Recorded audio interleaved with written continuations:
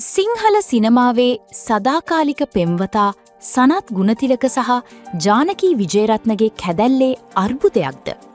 මාස කිහිපයකට පෙර මුළු රටම කතාවුණු ඒ ආදරණීය විවාහයට දැන් මොකද වෙලා තියෙන්නේ.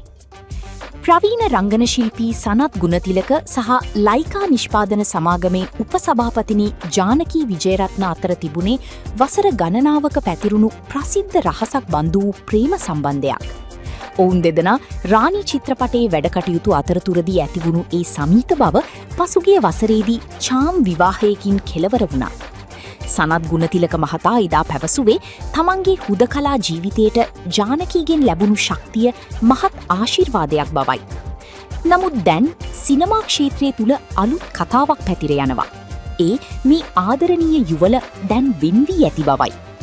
මෑත කාලයේ පැවති කිසිදු ප්‍රසිද්ධ උත්සවයකදී ඔවුන් දෙදෙනා එකට පෙනී නොසිටීමත් ජානකීගේ සමාජ මාධ්‍ය ගිණුම්වල සනත් සමග ඇති ඡායාරූප අඩුවීමත් නිසා මේ සැකය තවත් තදින් රසිකයින් අතර පැතිරෙනවා.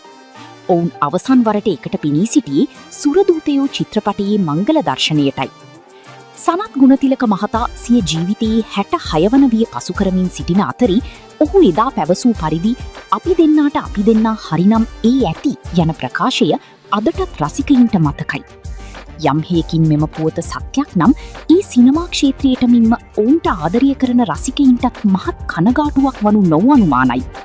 කෙසේ වෙතත් මේ සම්බන්ධයෙන් ඔවුන් දෙදෙනාගෙන් කිසිවෙකු තවමත් නිල ප්‍රකාශයක් ලබා දී නැහැ. ඔබ හිතන්නේ සිනමාවේ මේ අපූර්ව සුසංයෝගයට මොකක් වෙන්න ඇති කියලාද? ඔවුන්ගේ ජීවිතයට සුබපතන අතරම ඔබේ අදහසත් පහලින් කමෙන්ට් කරන්න. මේ වගේ තොරතුරු ඉසනින් දැනගන්න අපේ නාලිකාව සබ්ස්ක්‍රයිබ් කරන්න.